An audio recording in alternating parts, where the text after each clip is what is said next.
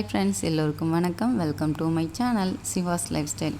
இன்றைக்கி உடம்புக்கு ஆரோக்கியமான நாட்டுக்கோழி குழம்பு எப்படி வைக்கிறதுன்னு தான் இந்த வீடியோவில் உங்கள் கூட ஷேர் பண்ணுறேன். வீடியோவை ஸ்கிப் பண்ணாமல் ஃபுல்லாக பாருங்கள். வாங்க வீடியோக்குள்ளே போகலாம்.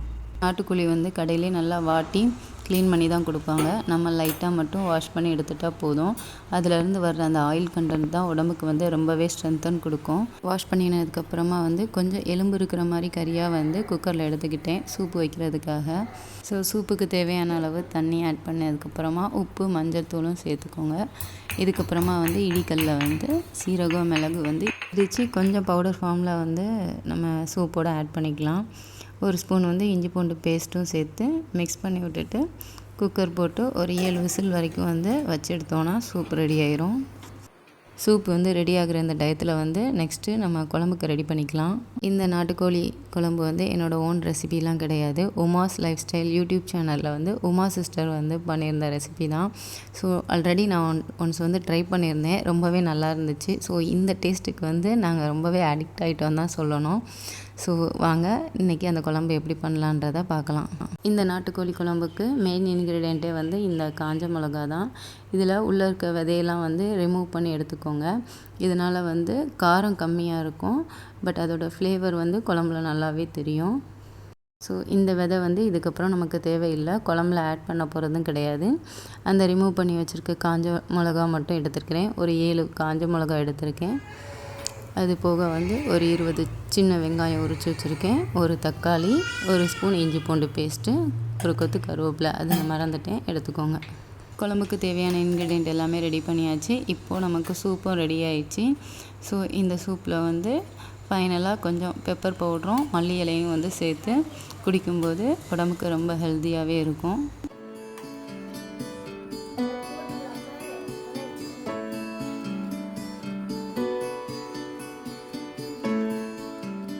இந்த நாட்டுக்கோழி ரெசிபி குழம்பு கன்சிஸ்டன்சிலலாம் இருக்காது. ஸோ மசால் போட்டு கொஞ்சமாக பெரட்டினாப்பில் தான் இருக்கும். பட் டேஸ்ட்டு சூப்பராக இருக்கும். கண்டிப்பாக ட்ரை பண்ணி பாருங்கள். ஸோ குக்கரில் கொஞ்சமாக ஆயில் சேர்த்து விதை நீக்கி வச்சுருந்த அந்த காஞ்ச மிளகா ஆட் பண்ணதும் ஸோ அதோடய ஃப்ளேவர் எண்ணெயில் நல்லாவே இறங்கிடும். இதுக்கப்புறமா நம்ம நறுக்கி வச்சுருக்க சின்ன வெங்காயம் கருவேப்பிலையும் சேர்த்து நல்லா வதக்கி எடுத்துக்கலாம். வெங்காயம் வதங்கினதுக்கப்புறமா நறுக்கி வச்சுருக்க தக்காளியை ஆட் பண்ணிக்கலாம். தக்காளி வேகிறதுக்காக கொஞ்சமாக உப்பு சேர்த்துக்கோங்க இந்த ஸ்டேஜில்.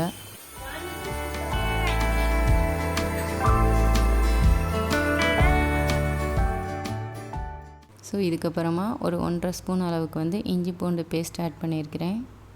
இஞ்சி பூண்டு பேஸ்ட்டு அந்த வாடை மாறினதுக்கப்புறமா நம்ம க்ளீன் பண்ணி வச்சுருக்க நாட்டுக்கோழியை இதோட ஆட் பண்ணிக்கலாம். நாட்டுக்கோழியில் இந்த மாதிரி மஞ்சக்கரு இருந்துச்சுன்னா அந்த கோழி டேஸ்ட்டாக இருக்குன்னு சொல்லுவாங்க. ஸோ இது மாதிரி இருந்துச்சுன்னா அதை தனியாக எடுத்து வச்சுக்கோங்க. ஃபஸ்ட்டே நம்ம ஆட் பண்ணிட்டோன்னா அது ரொம்ப ஹார்டாயிரும், சாப்பிட நல்லா இருக்காது. ஸோ அதை ஃபைனலாக ஆட் பண்ணிக்கலாம்.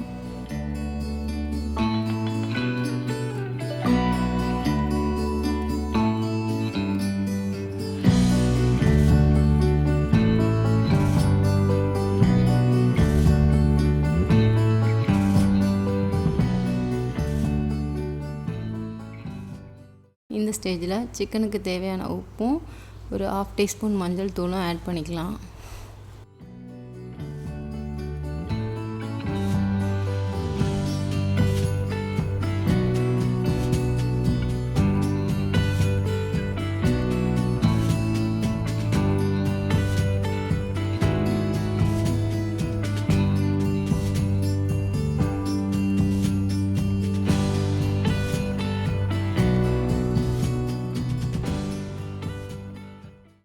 சிக்கன் வேகிறதுக்காக கொஞ்சமாக தண்ணி சேர்த்துக்கலாம். இதுக்கப்புறமா குழம்பு ஒரு கொதி வந்ததுக்கப்புறமா மூடி போட்டு விசில் ஒரு 5 விசில் வச்சு எடுத்துக்கலாம்.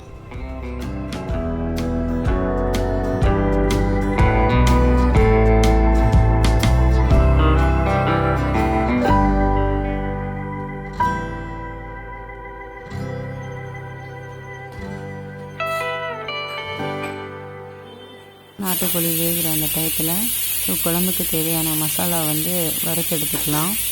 ஸோ இந்த ரெசிபிக்கு அதிக இன்க்ரீடியன்ஸ்லாம் தேவையில்லை.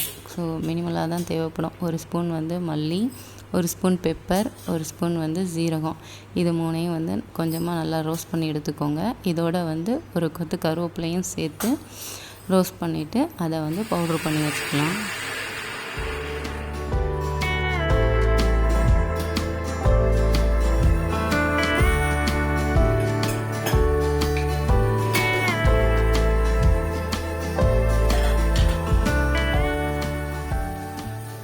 குக்கரில் தம் ரிலீஸ் ஆகி சிக்கனை வந்து நல்லா வெந்து வந்துருச்சு. இதுக்கப்புறமா வந்து நம்ம சிக்கனை வேற ஒரு பாத்திரத்தில் வந்து மாற்றி எடுத்துக்கலாம்.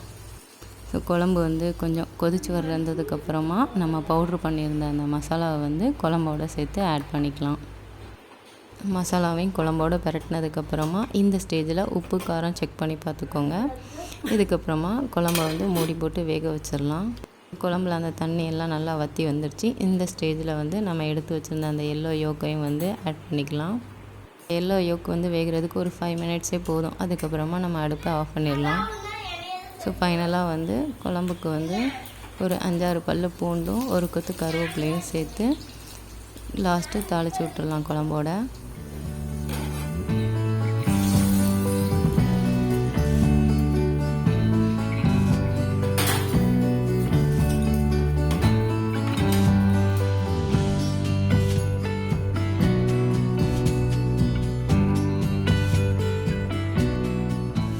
இதுக்கப்புறமா வந்து நாட்டுக்கோழி தண்ணி குழம்பும் ரெடி பண்ணி வச்சுட்டேன். இது வந்து இட்லி தோசைக்கு வந்து சாப்பிட வந்து நல்லாயிருக்கும். குழம்பு வந்து ரெடி பண்ணியாச்சு. அடுப்பில் சாப்பாடும் வச்சுட்டு சூப்பு குடிச்சிக்கிட்டே வந்து இன்றைக்கி அஜியோவில் ஒரு பார்சல் வந்துருந்துச்சு. அதை தான் அன்பாக்சிங் பண்ண ஸ்டார்ட் பண்ணிட்டோம்.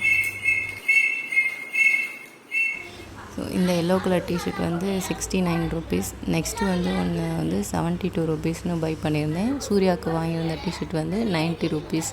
ஸோ நாங்கள் அன்பாக்சிங் பண்ணியிருந்த அந்த டயத்தில் வந்து குட்டி தம்பியும் எந்திரிச்சிட்டான். இதுக்கப்புறமா வந்து பசங்க 2 பேர்த்தையும் பார்த்துக்கிட்டு அவங்க சாப்பிட வைக்கணும். சூர்யாவுக்கும் வந்து ரொம்ப ஹாப்பி எக்ஸைட்மெண்ட்டோட உடனே வந்து ட்ரெஸ்ஸையும் போட்டு பார்த்தாச்சு சார். லன்ச்சு சாப்பிட்டதுக்கப்புறம் நல்லா ஒரு தூக்கம் தூங்கியாச்சு. ஸோ ஒரு 3:45க்கெலாம் எழுந்திரிச்சு நான் சிங்கில் இருக்க பாத்திரம் எல்லாம் கழுவிட்டு இதோட வந்து கிச்சன் அப்புறம் வீடு எல்லாத்தையும் வந்து க்ளீன் பண்ணி எடுத்துடலாம். பசங்க 2 பேரும் தூங்கிக்கிட்டு இருக்காங்க.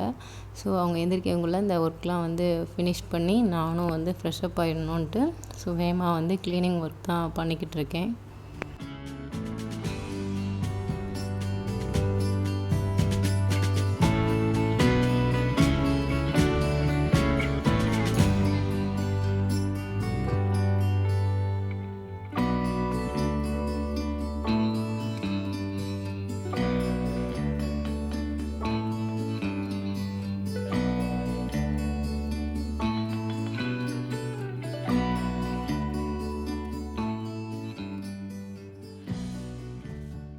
க்ளீனிங் ஒர்க்லாம் ஃபினிஷ் பண்ணி நானும் ஃப்ரெஷ்அப் ஆகிட்டு வந்துட்டேன். இதுக்கப்புறமா வந்து ஒரு காஃபி போடலான்னு காஃபி போட ஸ்டார்ட் பண்ணிட்டேன்.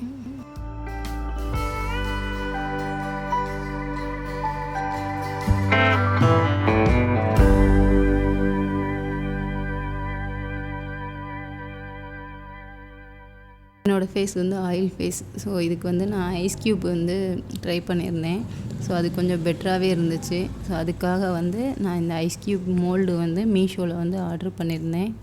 ஆயில் ஃபேஸ் இருக்கவங்க வந்து கண்டிப்பாக வந்து ஐஸ் க்யூப் வந்து ட்ரை பண்ணி பாருங்கள். இதோட வீடியோவை முடிச்சுக்கிறேன். இது வரைக்கும் நம்ம சேனலுக்கு சப்ஸ்கிரைப் பண்ணி சப்போர்ட் பண்ண எல்லாருக்கும் ரொம்ப நன்றி. இந்த வீடியோ பிடிச்சிருந்தா இந்த வீடியோ கீழே ஒரு லைக் கொடுங்க. மறக்காமல் நம்ம சேனலை சப்ஸ்கிரைப் பண்ணி வச்சுக்கோங்க. அப்போ தான் நான் ஃப்யூச்சரில் போட வீடியோ உங்களுக்கு நோட்டிஃபிகேஷனாக வரும். இதுக்கப்புறமா இது போல் நெக்ஸ்ட் ஒரு இன்ட்ரெஸ்டிங் வீடியோஸில் பார்க்கலாம். See you. Thanks for watching.